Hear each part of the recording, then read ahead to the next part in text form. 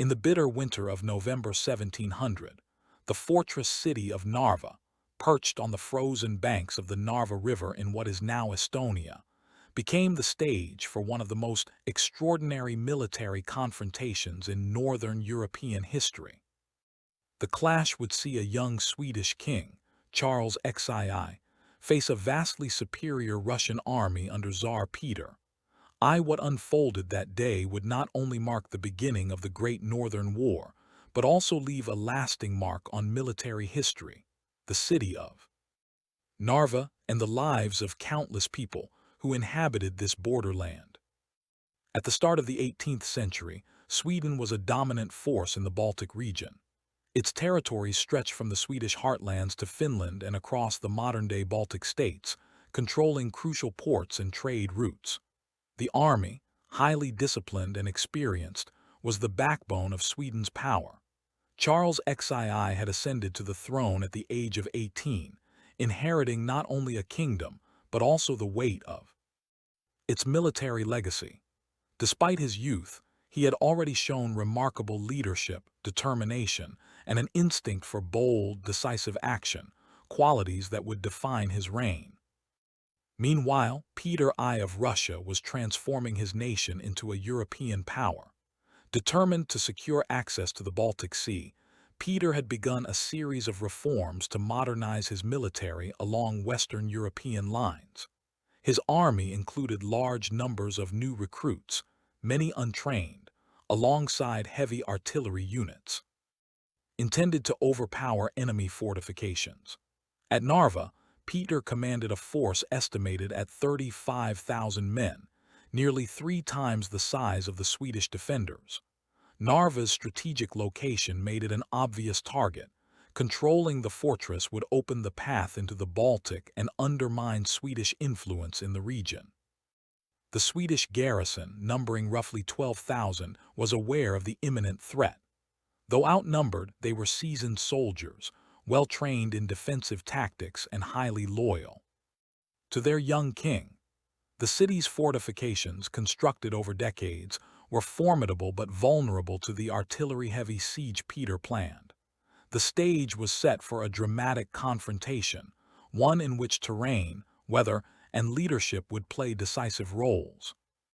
On the morning of November 30th, 1700, the Russian army launched its assault. What seemed like a straightforward attack soon turned into chaos as a sudden blizzard swept across the battlefield. The snow and wind obscured vision, froze the cannons, and threw the Russian formations into disarray. Soldiers struggled through deep snow, artillery teams could not operate effectively, and command and control broke down. It was a moment that would define the outcome of the battle. Charles XII seized the opportunity. Leading from the front, he personally directed a bold cavalry charge into the disorganized Russian lines. Despite being heavily outnumbered, the Swedish troops exploited their superior discipline, cohesion, and knowledge of the terrain. They attacked with precision, focusing on weak points and using the blizzard to shield their maneuvers. For hours, the battlefield was a whirlwind of snow, smoke, and gunfire. Accounts from both sides describe soldiers struggling to hold formation, cannons firing sporadically, and the sheer unpredictability of winter warfare. By the end of the day, the Russian army was in full retreat. Thousands were killed, wounded, or captured. Swedish forces secured abandoned artillery, supplies, and banners, while Russian prestige suffered a severe blow. Against overwhelming odds, a teenage king and his small but disciplined army had achieved an extraordinary victory.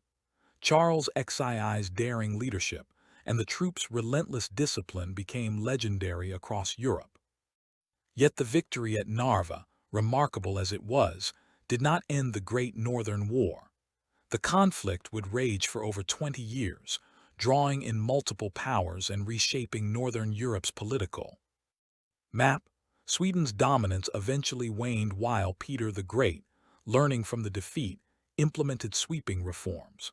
He reorganized the Russian army, established a professional standing force, standardized artillery and musket drills, and modernized naval capabilities. These reforms would allow Russia to eventually challenge and surpass Sweden, altering the balance of power in the Baltic for generations to come. The Battle of Narva also illuminates the human dimension of war. Soldiers endured freezing temperatures, exhaustion, and the terror of close combat. Ordinary men became part of history through acts of courage and endurance. Stories survive of officers and enlisted men braving blizzards, carrying ammunition across icy ground, and holding the line despite overwhelming odds. The chaos of battle tested every man's skill, bravery, and resolve, showing that history is shaped as much by the actions of individuals as by kings and generals. The city of Narva itself, though battered, endured. Over the following centuries, Narva changed hands multiple times, each conquest leaving its mark on the city's architecture, culture, and population. Today, Narva is a city of contrasts, where medieval fortresses stand alongside Soviet-era buildings, and the Narva River continues to mark the border between Estonia and Russia, a living testament to centuries of political tension and cultural exchange. Population, which forms one of the largest minorities in Estonia.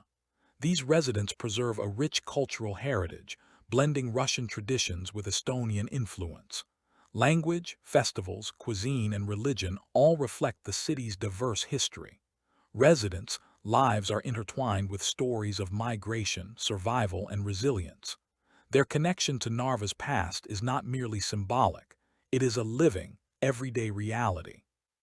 Religion in Narva has also endured and evolved. Lutheran churches, established under Swedish rule, coexist with Orthodox churches introduced by Russian settlers. Faith has provided continuity through centuries of change, offering spiritual support and a sense of identity. Today, residents continue to light candles, celebrate religious holidays, and pass stories from one generation to the next, preserving the memory of a city that has survived wars, occupations, and political shifts.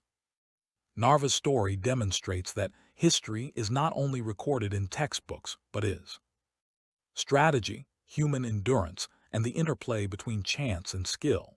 It highlights how individuals can shape history and how events can reverberate far beyond the battlefield. Charles XII's audacity and Peter the Great's determination became defining features of their reigns, yet the experiences of ordinary soldiers and civilians also contributed to the legacy of the battle. As we reflect on Narva, we see a city shaped by centuries of conflict and cooperation, where the echoes of cannons meet. The voices of modern residents. The city's Russian minority, its Lutheran and Orthodox communities, and its rich cultural tapestry represent a unique blend of heritage and resilience. Narva is a city that has endured the storms of history, literal and figurative, and continues to thrive, demonstrating that even in places scarred by conflict, life, faith, and community endure. From the icy winds of November 1700 to the bustling streets of today, Narva stands as a testament to the endurance of human communities, the power of leadership, and the lasting significance of history. It is a place where courage, faith, and cultural heritage converge, reminding us that the past is never truly gone. It lives on in the people, the streets, and the enduring spirit of a city that has witnessed centuries of change. Narva, where history, courage, faith, and community meet, remains a living testament to the strength of human resilience and the enduring impact of extraordinary events on ordinary lives.